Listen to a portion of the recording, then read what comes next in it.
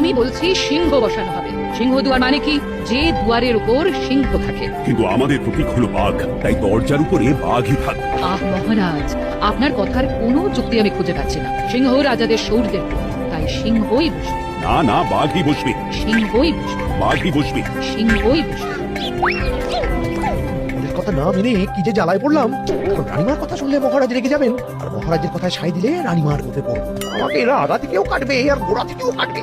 কি হলো মন্ত্রী, তুমি বলো, রাজপ্রাসাদের মূল ফটকের উপর কি থাকবে? হ্যাঁ বলো মন্ত্রী, কি থাকবে? সিংহ না বাঘ?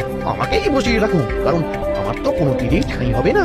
কি হলো মন্ত্রী, কিছু বলছো না কেন? আগে মহারাজ, আমার না সকাল থেকেই পেটটা কেমন কেমন করছে, এখন আবার ব্যথাটা বেড়েছে। আমি বাড়ি যেতে চাই মহারাজ। কিন্তু এই প্রাসাদের দরজায় কি হবে? বাঘ না সিংহ কি বসবে? এই কথা যুক্তি দিয়ে কে বলবে? রানীমা, আমি কাল এসে আপনাকে আর মহারাজকে সব বলে দেবো। আমায় যেতে দিন, নইলে সর্বনাশ হয়ে যাবে। হ্যাঁ, তুমি যাও, কাল এসো। আমি বলছিলাম মহারাজ, সিংহই বসবে দরজা। আমিও দেখব বাঘ বসবে না সিংহ।